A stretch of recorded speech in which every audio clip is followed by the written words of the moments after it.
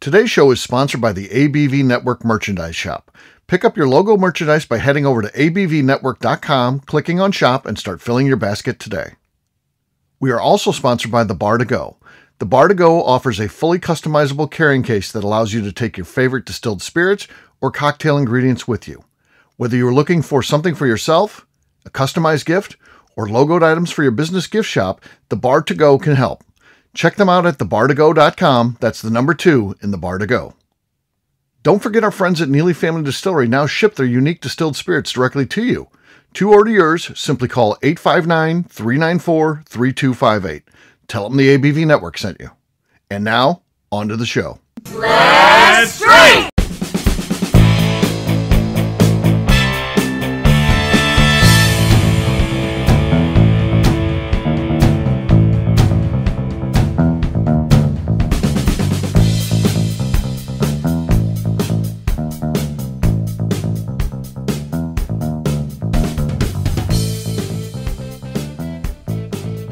Welcome to the Bourbon Daily, the podcast about everything bourbon delivered to you every day of the week. Today on the show, we are mailing it in for Christmas.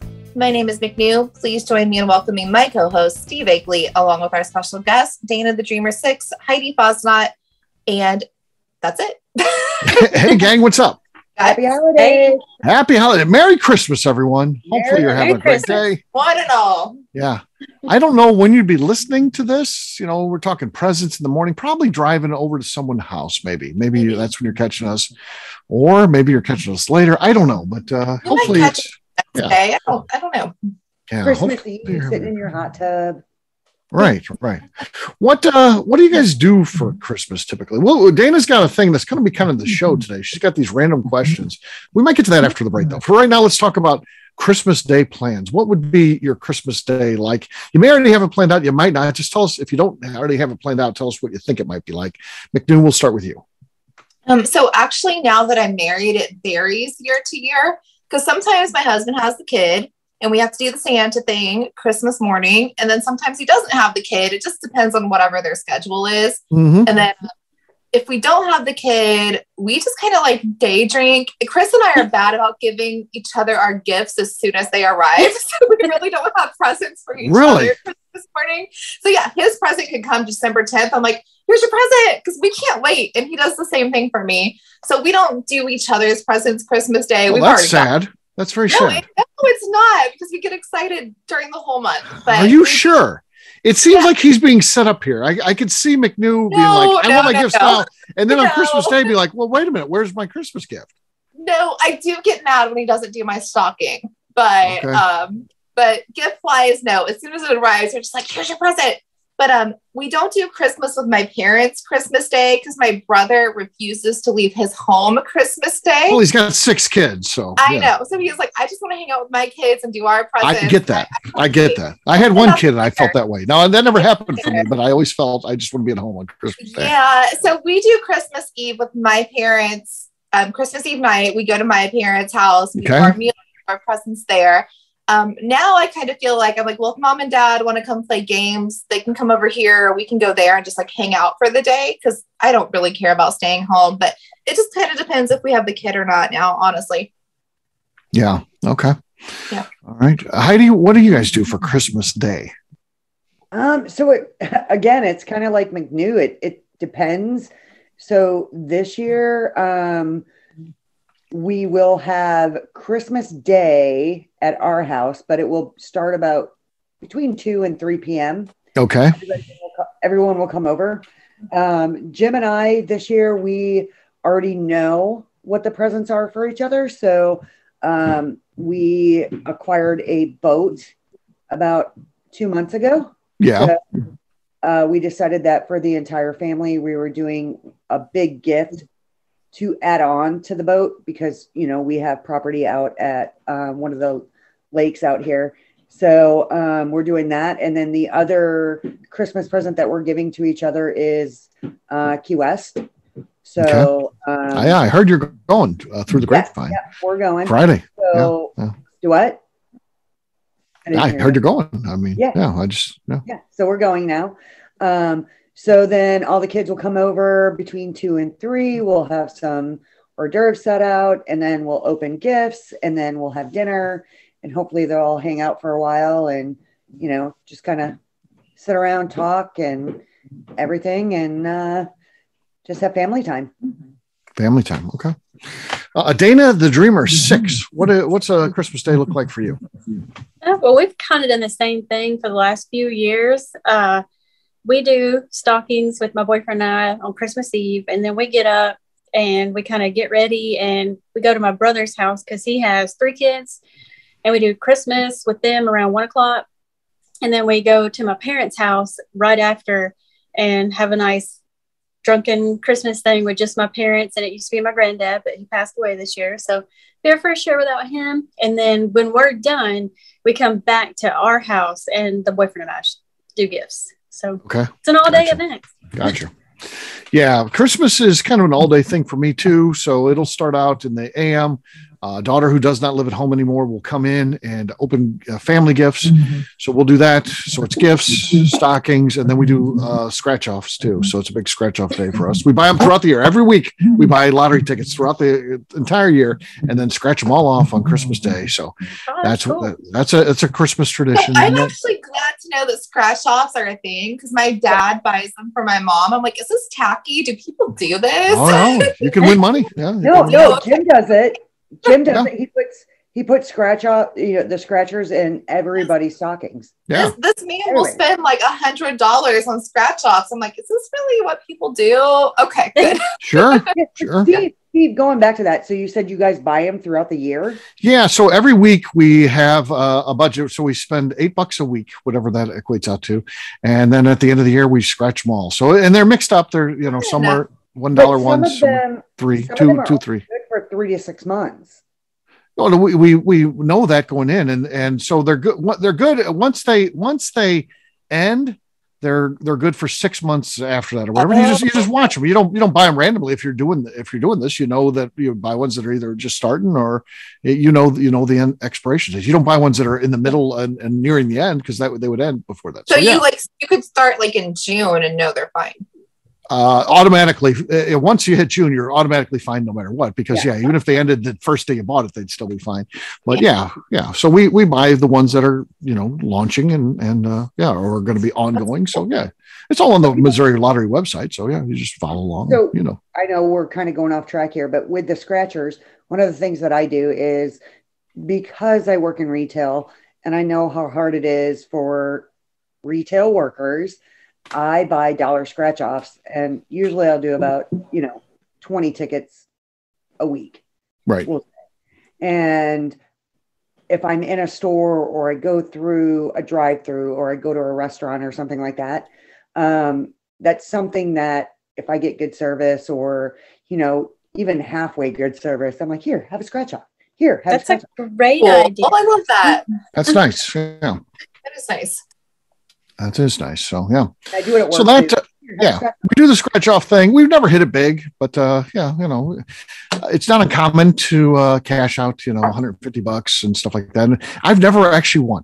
It's always been either the warden or Kat, my daughter, that have ended up at the top. You always win something. I don't know. Probably at the bottom you win $75, $80, and then at the top end probably 200. But I don't know. It's interesting for sure. One of these years maybe somebody will hit it big, but we'll see. We have a process for that. If you hit it too big, then it goes back to the house, and we divide it up appropriately. There's got to be agreements up front. That $10,000 and not yours. Right, exactly. The kid hits the $1 million one, and we're like, that's all. It's a family gift. That's all figured out up front. We do that. Yeah. Then, so that's done. Mid morning, and then Kat usually goes home for a while, and then about sometime, I don't know, maybe 1 o'clock or something like that, my niece and her parents come over. So my in-laws, my brother and sister-in-law come over and spend some time with her. And then Kat shows up at some point. My mom shows up and everybody's kind of there. It's kind of a little family time because she's still young. She's probably 9 or 10. So you get to have some fun with a kid around Christmas time. So she, big into the gifts still and all that kind of stuff. And then they leave. The brother and sister-in-law and Tessa, my niece, leave, and still leaving my mom and Kat, and then usually Kat's boyfriend or whatever. And then we have dinner and stuff like that. And that's it. It's not too late of a night or anything. That's our Christmas right there. So there you go. that's what we're doing today. So there you go. That's a little bit of a look at our Christmas traditions. And on this Christmas Day, and hopefully you guys are enjoying some of your Christmas. To me is all about traditions. It's about doing those things, same things every year, and making your own traditions, of course, too. So you do some of the things your parents did, and then you create some of the own things that just for yourself. So we've certainly tried to do that, and then hopefully Kat will down the road when she has a family or whatever, or just if she doesn't have a family, just continues to do those things for years after I'm gone. So that's kind of a cool part of Christmas. So what we'll do next, we'll take a quick break. And then when we come back, we're going to have some fun. Dana's going to have these questions. We're going to be answering them. Supposedly they're Christmas related. It's a game. But we'll drink first. What is everyone drinking? We'll start with Dana because she reminded me. What do you got there, Dana? I'm so excited. You was going to let it go to break. Yeah. No, I was not paying attention. But I bought this really cool bottle yesterday. It's Oak and Eden, and it's finished with I don't think you can see it, but it has a whiskey spiral in it. There's a little spiral in it, and It's got a spiral in it. Okay. Yeah. Oh, that's So really cool. to me, it was kind of cool. So It's this very will be- dark. I give you one thing. It is very dark liquid. Probably because the light's behind me, but anyway, this will be my second time opening it. It is, I think, 116 proof, so this will be good. Okay. Very good. Very good. That could be good enough. We'll see. I've got Truth and Spikes here. I've got their double oaked, so it's finished in a smoked barrel. Of course, they add smoke to the barrel, adds a little bit of smoke component to it. I know that master distiller Brian Smith worked on this with Andrew Webrink. Of course, we know Mr. Webrink, and he comes up with an idea, and then Webrink helps him put it together. So that's very cool stuff. Brian Smith reached out to me this past week and said, "What's McNew's address? We want to send her some samples." I'm like, do you need my address? He's like, no, we're good. We don't need to send you anything. We want McNew's address. I'm like, okay, all right. So yeah, but I've been meaning to take Chris because he's gonna love their 4-wheeler tour. The tour we did. Chris really wants to go.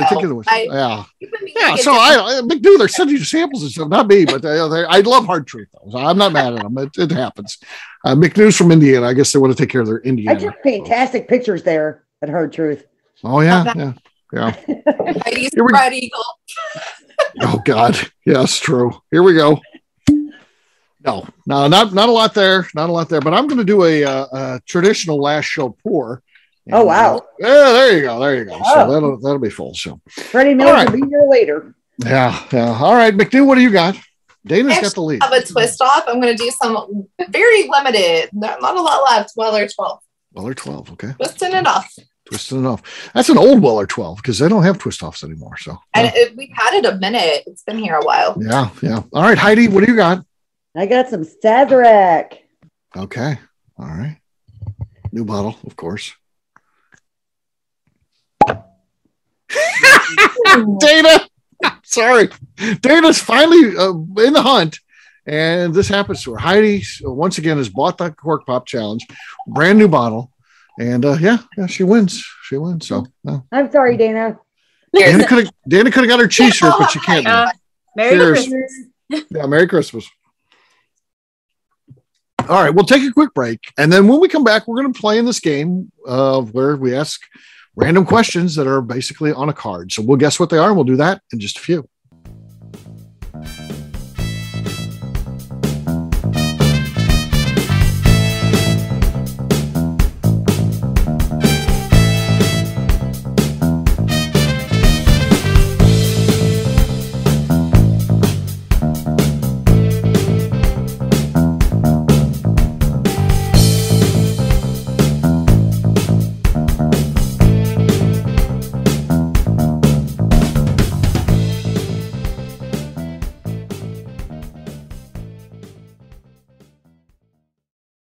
Hello, this is Steve Akeley, owner of the ABV Network, and I'm excited to announce a brand new partnership with Leatherwood Distillery in Pleasant View, Tennessee. Many of you have perhaps heard of Leatherwood via our co-host on the Bourbon Daily, Kaylee Baker, who works there. Well, they're now an official sponsor of the network, and we look forward to everyone getting to know a little bit more about them. Company founder Andrew Lang brought his brewing and distilling hobby with him during his years of service as a Green Beret in the United States Army. Whether he was at his home base of Fort Campbell or during tours of duty in places like Italy or Afghanistan, Lang distilled whatever was available to him locally. We are excited about getting to know Andrew Lang and his team better via our programming and are planning a trip down there for the ABV Network crew very soon. In the meantime, check them out at leatherwooddistillery.com, where they will ship bottles directly to you, including their special Remembering 9/11 series, which is raising money for military charities. Seriously, get out there, buy some bottles, help a good cause, and let us know what you think. We're really excited about this partnership. Hello, this is Steve Akeley, owner of the ABV Network, and let's talk for a moment about our sponsors, the people that make this show happen. First up is our friends at Moonshine University. In 2017, I completed my Executive Bourbon Steward certification at their office in Louisville. The information I learned through lead instructor Colin Blake and their team there is something that I continue to draw upon frequently in my role at the ABV Network.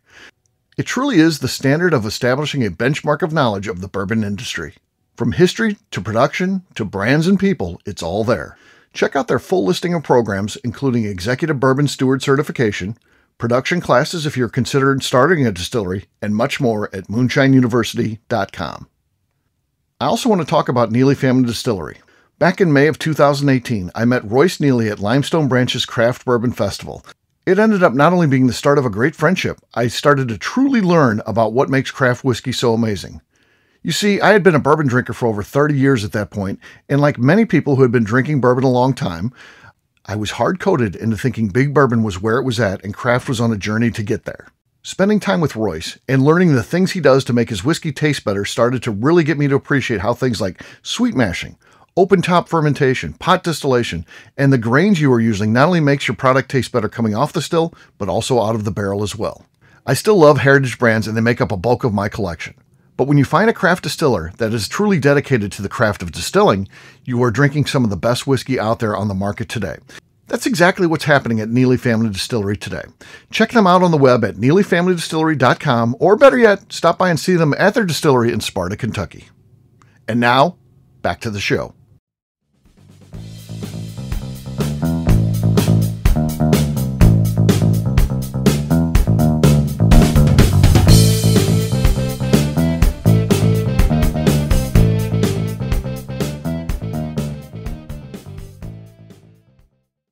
All right, great job today, gang. Fardians, we'll have a brand new show for you tomorrow. We'll be mailing again, once again. Take care, everybody. See ya. Happy Festivus. Bye, guys. Happy Festivus. Cheers. Yeah, happy Festivus.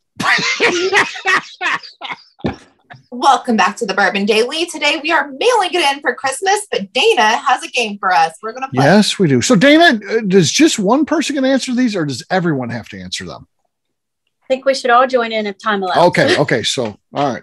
Time does allow. We're good. We're good on time. So it's the mini box of Christmas questions. So okay. Who wants to go first? Who wants to go first? Okay, go ahead, Heidi. Guess the number. All right, 9. 9.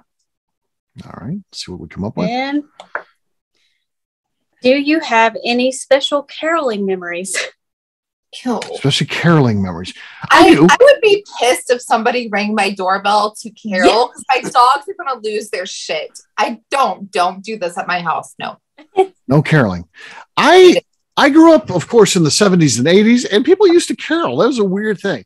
And the funniest story that I got, though, is they used to come by, and I don't know, I guess they wanted tips because they're always doing something for charity or something like that. So they come and they sing a song, you give them a buck or two, and then they go to the next house and all that. It was a thing. I think it was just a drinking thing, really, but I was a kid at the time. But I remember the funniest thing was my buddy Mike. One day they came to the house, and my buddy Mike's dad, I guess he was lit, and he just joined them. He leaves and joins the caroler group, which I don't think he could sing, but yeah, he joined the caroler group. So that was a good caroling memory for me from a kid. It's definitely, I haven't had anybody ever carol. I've been in my house for 27 years and never had one single caroler here. So that's not really a thing anymore, I don't think. Heidi, how about you, though? Do you remember caroling or anybody caroling? So we never caroled because I can't sing. True. My brother David, amazing singer. He can sing. He's done he sings at weddings and he does all this other stuff, but he's an amazing singer. So if you are ever around him, just tell him to start singing and he'll sing. He'll sing. Okay. He's great, and also do jazz hands because he loves it. He loves jazz hands. Okay. Doesn't really, but yes. But no, when we lived in Germany when I was a kid, and the only reason why I remember Old Tannenbaum is because we had carolers that came. So we lived in this, like, I don't know if it was like an apartment, a condo kind of thing. I was young. It had like an atrium in the center, and there was only like 4 homes in that building.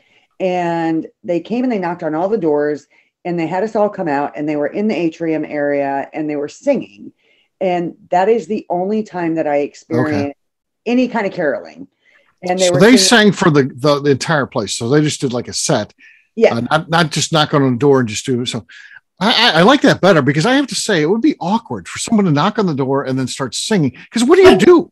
Well, I wouldn't know what to do. Am I? How do you do it if there's like an apartment complex or like a town? That's enough. That's you got a group then. Just one family. It's like, okay, now we're doing the 12 Days of Christmas. It takes 15 minutes to get through the song. I don't know. Dana, you have any caroling experience? Yeah, but everything was in German, so it was like weird. That's fine. Old Tannenbaum. Yeah, it's good. Yeah. So I can't carry a tune in a bucket.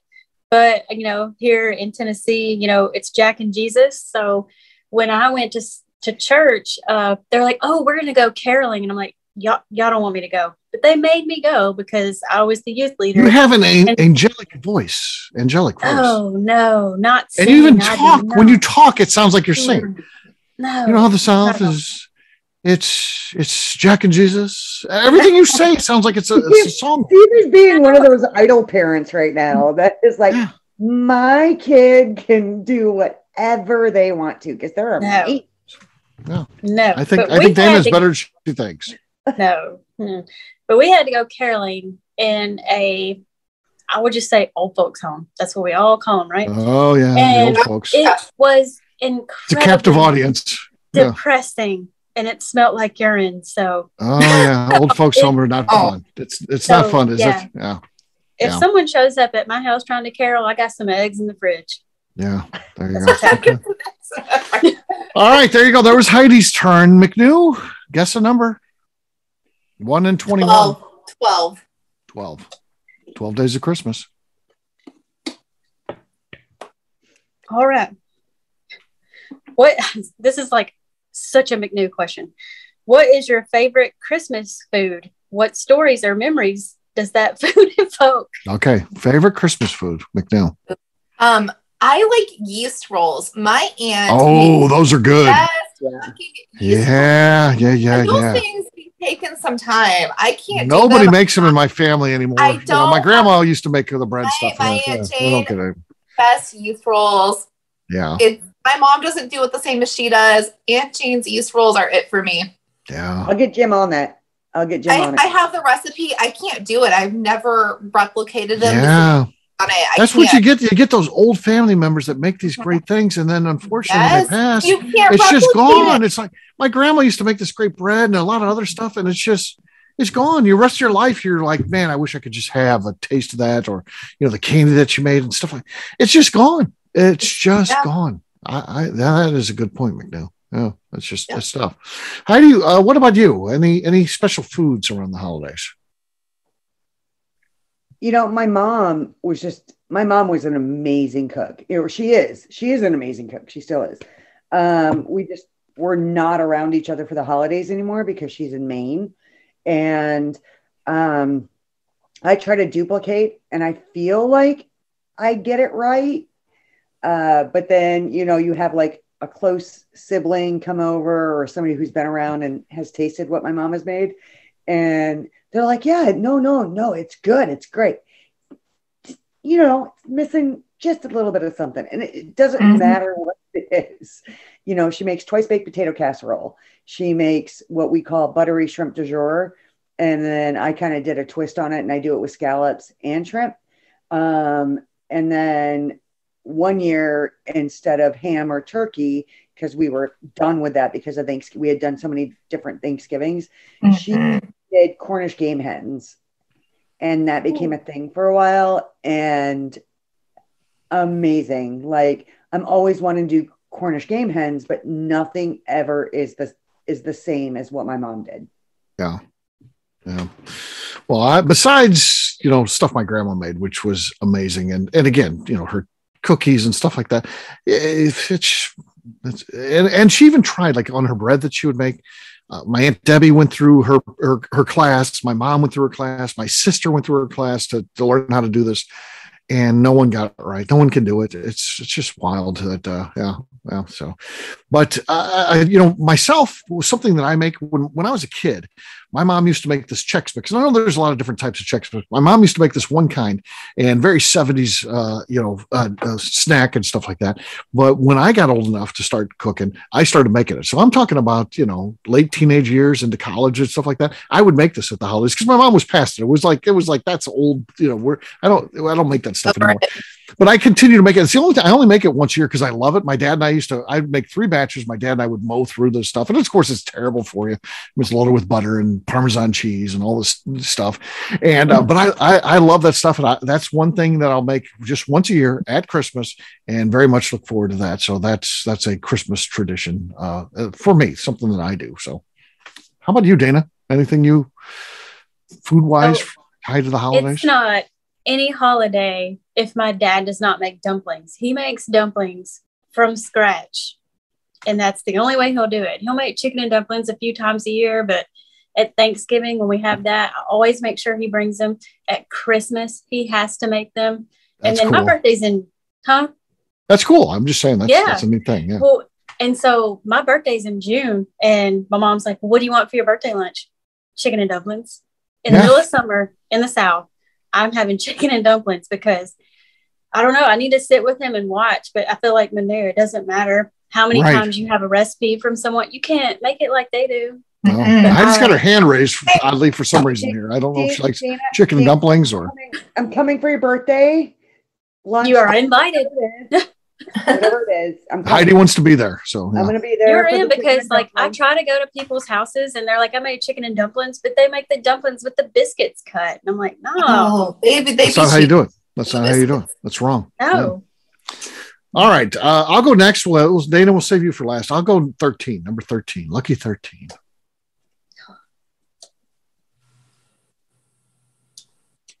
All right.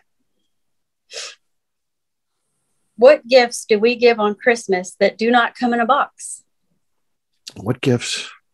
Our love? Yeah, I think I put most things in a box and wrap it up. Bag it. I mean, chestnuts? Like some pets or something, which I'm not here. I don't give pets. The walnuts that I shove in the bottom of the stocking.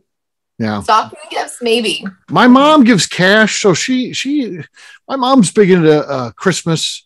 And, she usually, says, do you want anything? And I never even say anything because there's something if I want something, I buy it, but she insists that she gives you cash. And then you have to tell her what you spent it on because she likes to know that you're buying things. She doesn't want you to put in the bank or paying bills with it. She wants you to buy something. Hostage on that gift. Oh my God. When somebody does that to me, I totally lie to them. Uh-huh. Same. Yeah. Same. Yeah. I'm like, I totally bought this or this or this. Right. What do you say? She wants you to buy a gift for yourself is what she wants, which I guess makes sense. So yeah. That doesn't come in a box. So I would say that's the big thing. Cash. And my mom, as long as you have a mom, I'm 53 years old and I'm still her kid, and I always will be. So she'll give a gift. I'm like, I don't really need anything, but she wants to do it. So that's fine. It's fine. So I get some cash. Now, my grandma, I always got cash with, but my grandma used to be at your birthday, you got $10, and then at Christmas, you got $50. That was a tradition. So, yeah. It didn't matter if this was happened in 1973 or 2004 when she passed away. That's what you get. There was never any inflation or anything like that. At your birthday, you got $10. Yeah. I had a Meemaw that would only give you as much money as how old you were until you hit 21. She would give you 21, but after that, it was always $20. That's it. And then you get a 20. Okay. Yeah. You gotta love grandmas, right? Grandmas are great. Yeah. Absolutely. Set in their ways. Yeah. Yeah. What else? Has anybody else got an interesting gift not in a box? I mean, I always give my brother booze for Christmas. That There you doesn't come in a box. Yeah. Okay. So Booze. my mom did go through a phase where she bought all of my brother's kids bikes, and it's very hard to wrap a bike. So it would be like it's a weird bag sort of thing with a bow. Because she was like, it has to be wrapped. If it's not wrapped, it's not a gift. So she got these like weird ass bags and put a bow on it. And they're like, they already knew it was a bike because you can see the handle sticking out. Yeah. Oh no. 6 kids. That's a lot of bikes. So Yes, that's a lot of bikes. Yeah. Heidi, anything stand out to you? Something that wouldn't come in a box? Just the Christmas cards that they get with like cash or gift cards in it. Cash. Well, yeah. Cash, gift cards. Yeah. All right, Dana, you haven't done one of these yet. What's your number? All right. Well, my lucky number is 6, so it's what I'm going to go with. Dana the Dreamer, 6. Right? Exactly. Oh, what is the furthest distance you or a family member has traveled to make a family gathering? A family gathering. Okay, so we're talking Christmas specifically here, folks. Furthest Christmas, I mean, St. Charles for me. I mean, that's 40 minutes away. That's the furthest I've ever gone on Christmas. Not very far. That's cute. Yeah. There were a couple years I lived in Cincinnati, Northern Kentucky, 2 hours. 2 hours. Then I moved back home after 2 years. So okay. Not right, really Heidi. very far. Heidi, how about you? You've lived all over. You've got family out of state and stuff. Where? How about you? I know I'm sitting here trying to add up the miles right now. So, God. I mean, I don't know. There's been times where I've been in Illinois and I went to Wisconsin, but then there's times La Crosse, Wisconsin. Then there's times where I lived in Illinois and I went to Jacksonville, Florida. There were times where I was in Delaware. You had people living in Jacksonville, Florida, the armpit of Florida? Yeah. I'm not a Jacksonville fan. Orange. Well, they lived in Orange Park. Understand. Same thing. Suburb. Same thing. I've traveled from Colorado back to Delaware for family. That's events. a trip right there. That's your winner right there, Heidi. Yeah. And it was only supposed to take 26 hours, but it took 38 hours because I got stuck in a snowstorm. Yeah. Oh. And they closed the interstate in 70 outside Indianapolis. Ooh. So I had to sit there for 6 hours. Oh, well, 70 out of Indianapolis is some bullshit. Yeah. And I was in a Jeep. So I sat there. You live here. No. So I sat there for about 6 hours in a Denny's waiting for them to open up the interstate again because we were driving straight through. And finally I was like, you know what? Screw it. I'm in a Jeep Wrangler. I have 4-wheel drive. Fuck you. I'm getting on the goddamn interstate. And I did. I got on the interstate. Wow. And Burley agrees. Yeah. There you go. Dana, how about you? Furthest you've had to travel for the holidays?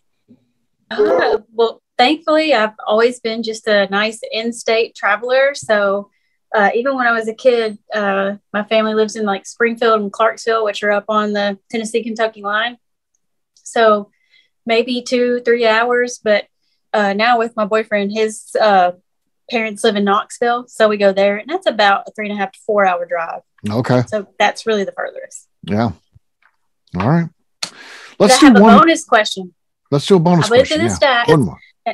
And I feel like this is a perfect question for all of us. Okay. What is your Christmas wish? Christmas wish. Okay. McNew, we'll start with you. What's your Christmas wish?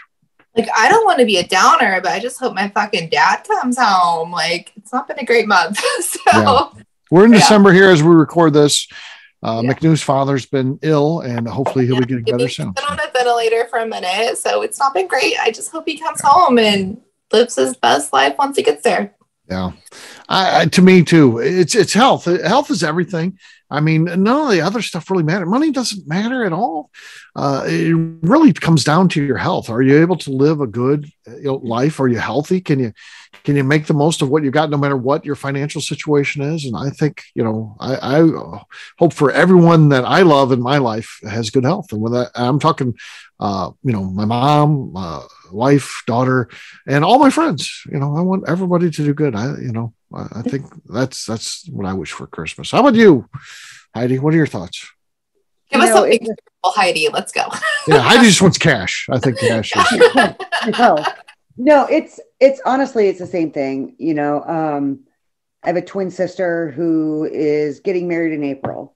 I have a dad who has been, battling some health issues and things like that. And I have a mom, same thing. And I just want everybody to be happy and healthy and just live their best life.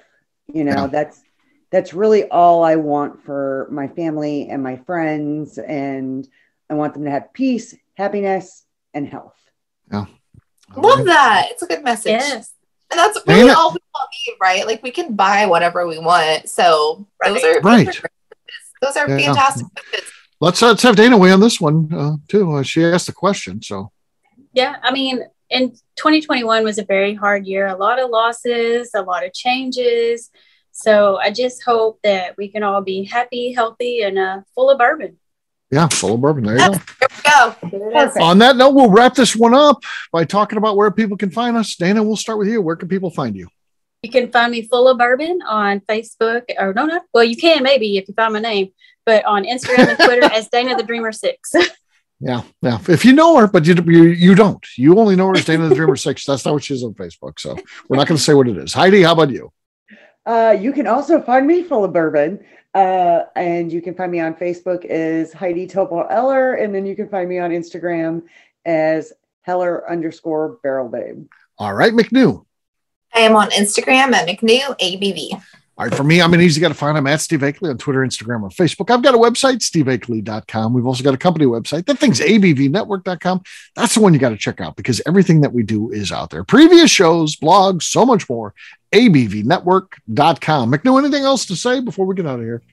I'd like to remind the audience, so please give us a 5-star review that includes comments. It helps new people find the show, which is very important to us. And if you like what we're doing, we ask that you please visit our Patreon page at patreon.com/the ABV Network. Great job today, gang. For audience, we'll have a brand new show for you tomorrow. Looking forward to that. Until then, have a merry, happy, safe Christmas, and we'll talk to you tomorrow. See ya. Merry Christmas, guys. Bye. Merry Christmas. Peace.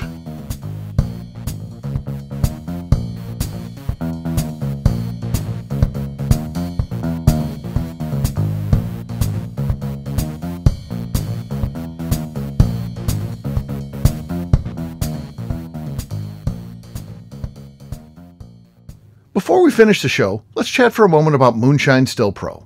Moonshine Still Pro has a full line of products to help the home distiller. Whether you just want to experiment on a small scale on the stove in your kitchen or try your hand at a bigger setup in the backyard, Moonshine Still Pro can help. They have different still offerings as well as accessories and even grains from Goldstone Mill to help you make whiskey on par with what you get from your favorite distillery. They can even assist with a DIY still project by supplying some of the parts you can't make yourself. Check them out at moonshinestillpro.com. At the ABV Network, we're lucky enough to have some great friends. Amongst those friends is the Goldstein family, owners of Goldstone Mill. Goldstone Mill is a full-service mill offering a variety of heritage and heirloom grains. Their unique approach of working with mills around the country allows them to offer you affordable shipping opportunities to meet the unique needs of your distillery or brewery. They will consult with you to ensure the grains you are selecting meets the unique flavor profiles you are looking for. If you are a home brewer or distiller and you're looking for the grains that your local distillery or brewery uses, Goldstone Mill is the place to look. Check them out on the web at goldstonemill.com, call them at 217-254-6613, or shoot them an email at hello@goldstonemill.com. The Bourbon Daily is part of the ABV Network. For more information or to become a sponsor, please visit abvnetwork.com. Thanks for listening and cheers. This has been a Steve Akeley production.